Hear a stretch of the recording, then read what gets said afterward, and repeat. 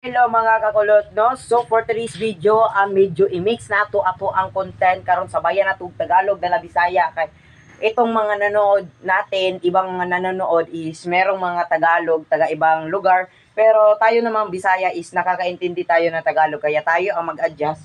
So sa ngayon is nagtimpla tayo ng kape dahil masarap uminom ngayon ng init na kape kasi ngayon ay sobrang lamig sa atin dahil dito sa Mindanao ay may bagyo na dumating sa atin kaya tayong lahat ay mag keep safe tayong lahat dahil hindi natin alam kung kailan sila dadating at kailan tayo iiwan. Huy!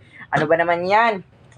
So, mga na to, always tayong uh, makinig sa anumang mga balita sa atin dahil tayong Mindanao ay tayo talaga ang punteriya ng bagyo kaya mag-ingat tayo palagi sa anumang sakuna na dadating sa atin at huwag nating kalimutan magdasal at manalangin sa ating mahal Diyos na Ama dahil siya lang ang ating sinasamba at walang sino man at hinihintay natin ang kanyang grasya or blessings sa anumang pagkakataon na kailan niya ibibigay. So, ngayon ay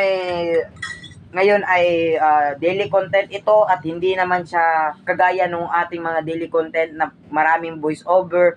Tapos sa ngayon ay napapansin nyo na palagi lang tayo nagsasalita at ganyan naman talagang buhay ay hindi natin alam kung kailan tayo ganito, kailan tayo magiging minsan sa ibang mga content creator ay biglang uangat, creator ay minsan aangat, minsan din ay bababa. So sa ngayon ay may pag-uusapan tayo ngayon sa atin.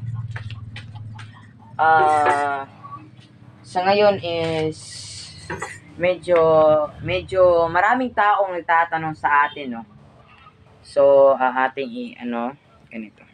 So minsan hindi talaga natin maiiwasan, no. Mayroon talagang tao na magtatanong sa atin kung bakit daw iba-iba yung mga content ko tapos bakit daw sobrang dali ko lang daw magsalita ng mga motivation, yung mga anumang sasabihin sa social media. So yan ang tatanungin ko sa inyo, no.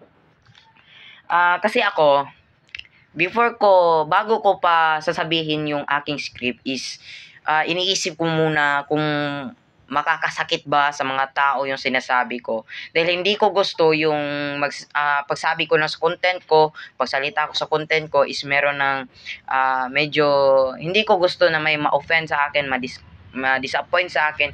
Kaya't minabuti ko muna kung ano man sasalitaan ko, ano man sasabihin ko sa social media upang ganito kasi yan. Yung ibang mga views natin kasi is mas gusto nila yung mga content na may kabuluhan at may kapupulutan na mabuti upang tayo ay hindi naman ako sa nakikisali sa ibang content creator na ba't ganyan ang kanilang mga content. Wala akong pake, basta tayong lahat ay mabuti at palagi tayong manalangin sa Panginoong Diyos na ating sinasamba kung karamdaman o anumang nangyayari sa ating buhay na mga problema naman yan. Kung ano ang mga problema sa ating ano mga problema sa ating buhay. So ayun guys, at ito yung kape natin. So uminom tayo ng kape dahil sobrang ginaw dito sa atin. Medyo maulan dito sa atin sa Mindanao, sa Tagum City. So ayun pala guys, sa mga taga Tagum City na mga supporters ko dyan, at lalong-lalo na sa ating paaralan na Tagum City National High School na meron din tayong mga followers dyan. So maraming salamat sa pagsusubaybay sa aking mga video at maraming salamat din dahil kung wala kayo, wala din ako dito na gumagawa ng mga video.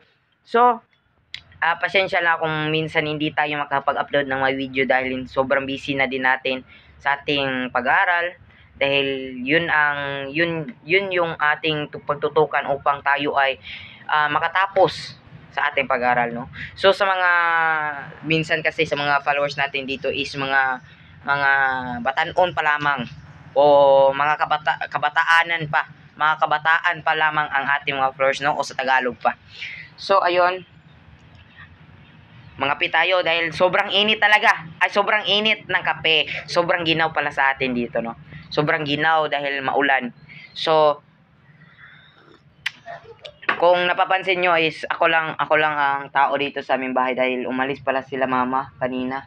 Kaya naisipan ko na gumawa ng content, naisipan ko gumawa ng video na ganito dahil minsan every time na naiisip ko ano bang gagawin content ko ngayon dahil maraming kasi nagsasabi sa mga content creator, sobrang dali lang yan, sobrang basic lang yan, magawa ng mga content, madali lang daw magawa ng mga videos. So yan ang sasabihin ko sa inyo, no, hindi madali yung aming ginagawa dahil sa loob ng ilang taon naming ginagawa ito is hindi na namin alam kung anong isusunod naming content, kung ano ang isusunod naming mga video.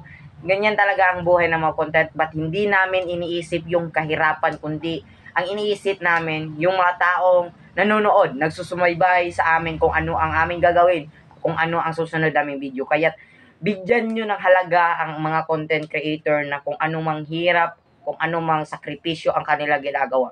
Bigyan nating oras, bigyan importansya, at bigyan nating kalagahan ang mga taong mga content creator na anumang ginagawa nila. Huwag natin isi-isihin lang, basic lang yan.